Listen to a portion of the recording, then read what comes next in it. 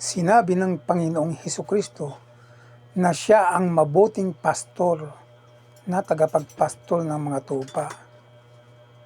Sino naman ang mga masasamang pastor?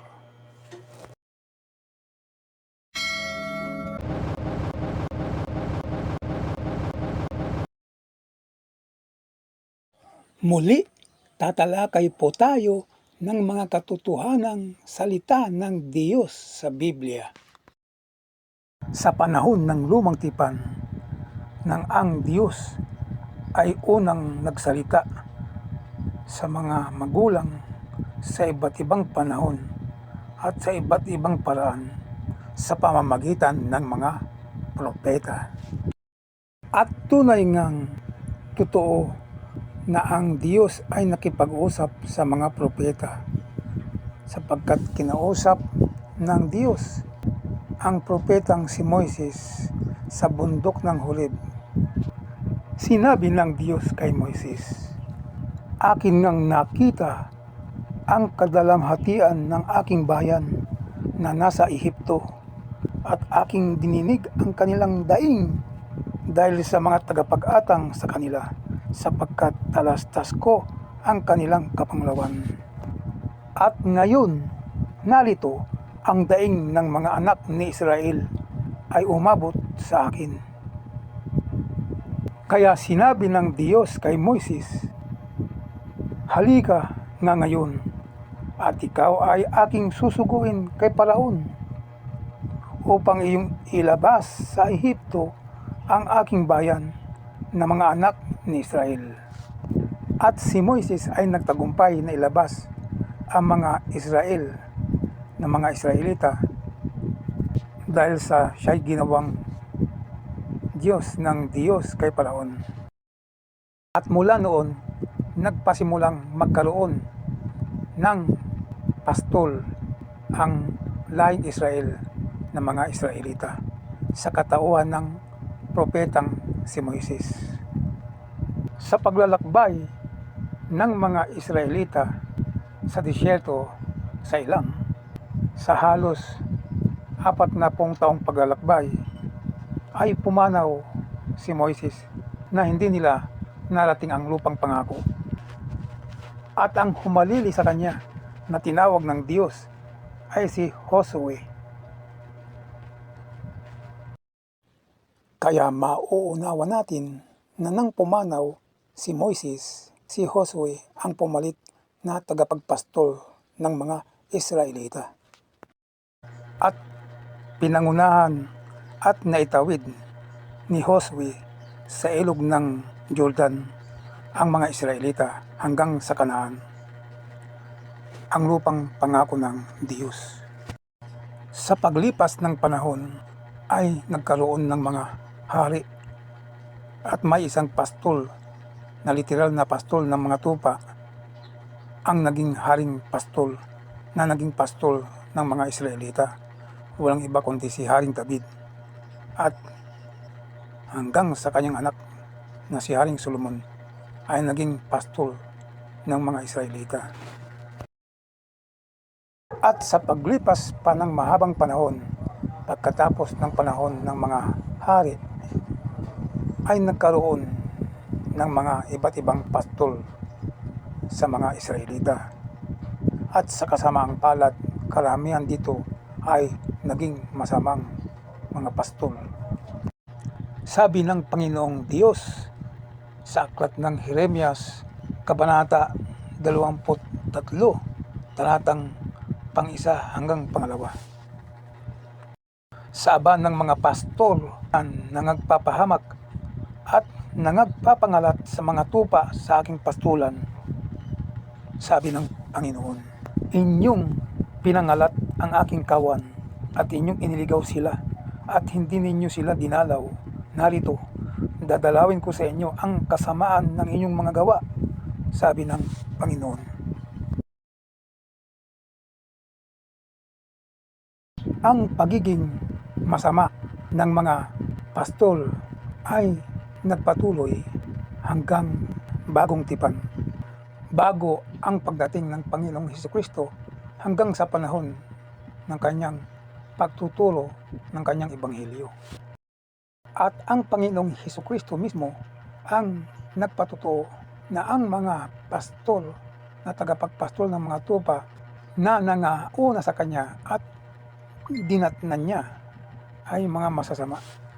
At ito ay ipinahayag niya sa aklat ng Juan, Kabanata 10, talatang 8. Sinabi ng Panginoong Hesukristo, ang lahat ng nangauna sa aking nagsiparito ay mga magnanakaw at mga tulisan.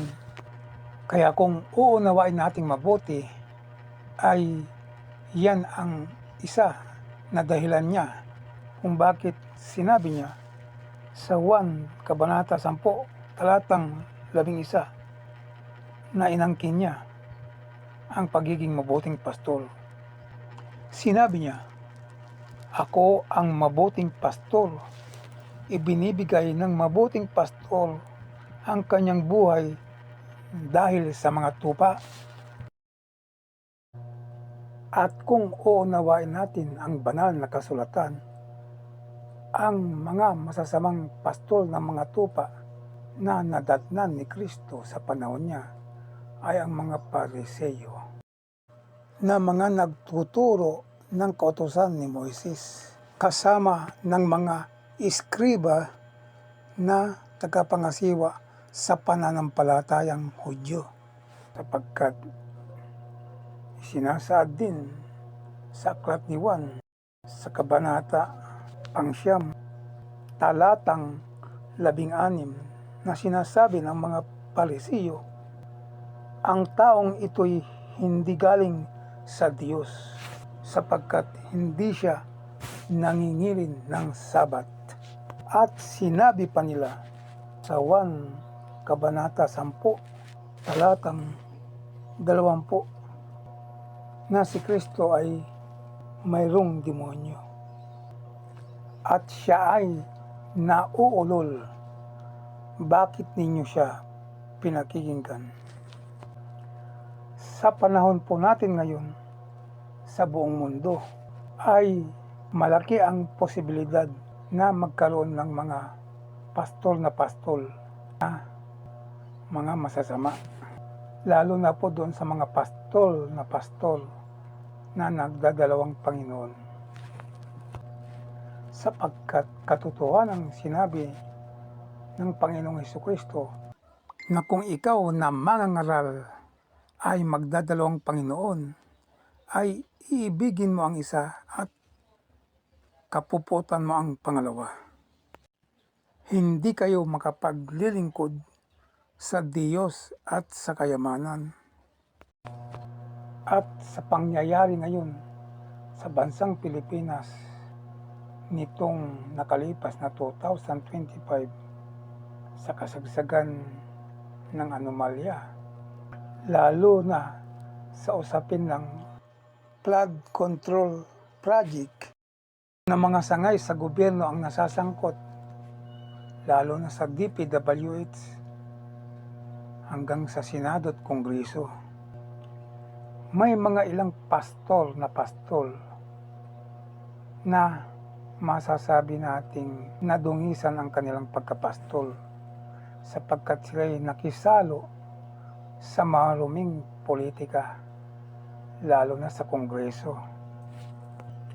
Wala man lang tayong narinig na pastol sa Kongreso na nagpaalala at nanawagan sa kanyang mga kapwa-congressman na baka mayroon po kaming mga kasamahan dyan na congressman sa Kongreso na tunay na nagnakaw sa kaban ng bayan, ay itigil nyo na ang ganyang masamang gawain. Dahil ang magnanakaw ay hindi magmamana ng buhay na walang hanggan sa kaharian ng Diyos. So bakit kaya walang nanawagan na pastol dyan sa Kongreso, samantalang may mga pastol dyan na congressman? Ang maaaring malapit na dahilan at malapit sa katotohanan, ay baka magkamali kasi ang mga kapwa nila congressman. Magkamali sa sasabihin na imbis na ang sasabihin nila ay kami ba na inaakusahan, ngunit wala namang matibay na ebidensya dahil kami malinis magtrabaho. Imbis na kami ang maisagot nila o mabigkas nila, ay baka magkamali sila at masabing tayo ba na inaakusahan. So, maliwanag po ang pagkakasabi po natin, baka magkamali at maging tayo ba na inaakusahan na wala namang sapat na matibay na ebidensya dahil tayo'y malinis magtrabaho